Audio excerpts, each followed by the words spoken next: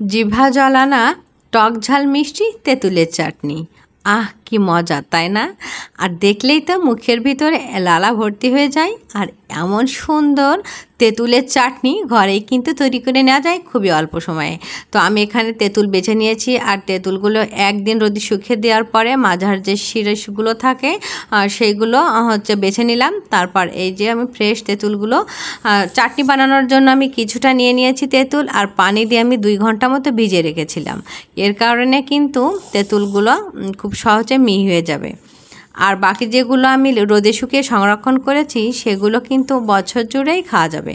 তো আমি এভাবে চটকে নিলাম, কিছু বিচি আমি ফেলে দিলাম, আর কিছু বিচি আমি তেঁতুলের চাটনির মাঝে রেখে দেব, কারণ মুখের ভিতরে 1-2টা বিচি পড়লে কিন্তু খুব ভালোই লাগে। তো এইরকমভাবে খুবই সহজ উপাদান দিয়েই কিন্তু অল্প উপকরণেই তেঁতুলের চাটনি আপনি বানিয়ে নিতে পারেন। আর আমি চাটনিটা তৈরি করছি মাটির চুলাতে।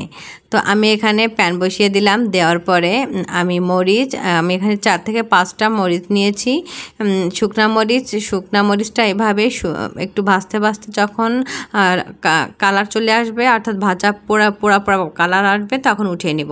এবার সরিষার তেল দিয়ে দিলাম সাথে ফোড়ন। এখানে তেঁতুলের পরিমাণ বুঝে আমি ফোড়ন দিয়েছি। ফোড়নটা একটু নাড়াচাড়া করে নিব। একটু সময় হয়ে গেলে ফোড়নের ভেতরে দিয়ে দিব আমি তেঁতুলের কাঠ। কিন্তু তার আগে কিন্তু এই ভাজার কাজটা করে নিতে হবে।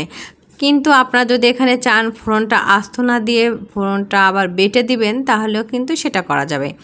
এবার আমি তেঁতুলের যে কাঠটা করে রেখেছিলাম সেটা আমি দিয়ে দেব এই ফোড়নের ভেতরে। খুবই অল্প সময়ে কিন্তু তৈরি করে নেওয়া যায়। আর আমরা যে চাটনিটা বাইরে থেকে কিনে খাই সেটা কিন্তু সব সময় স্বাস্থ্যকর হয় না। আর কিভাবে কেমন তৈরি করা সেটা তো আমরা নিজেও জানি না। তো এভাবে যদি বাসায় তৈরি করে নেন তেঁতুল দিয়ে চাটনি, তাহলে বাচ্চারা তো খাবে, আর এটা অনেক দিন পর্যন্তই কিন্তু সুন্দর থাকবে। তাই বাইরে থেকে না কিনে আপনারা এটা বাসায় তৈরি করে নিতে পারেন। তো আমি এখানে চিনি না, আমি এখানে গুড় ব্যবহার করব। আমি তেঁতুলটা গুড় দিয়ে তৈরি করছি। তো এখানে আমি গুড় দিয়ে দিলাম। তেঁতুলের পরিমাণ বুঝে, টক পরিমাণ বুঝে আমি এখানে গুড়টা দিয়েছি। তারপর যে শুকনা মরিচটা আমি ভেজে নিয়েছিলাম সেটা আমি আধ ভাঙা করে দিয়ে দিলাম। এবার তেঁতুলটা খুব ভালোভাবে মিক্সড করে নেব, আর পানি শুকানো পর্যন্ত অপেক্ষা করব। যখনই একেবারে শুকিয়ে এসেছে, ঠিক একটু নরম নরম ভাব রেখেই চাটনিটা যেমন হয় এই পর্যায়ে উঠিয়ে নিব।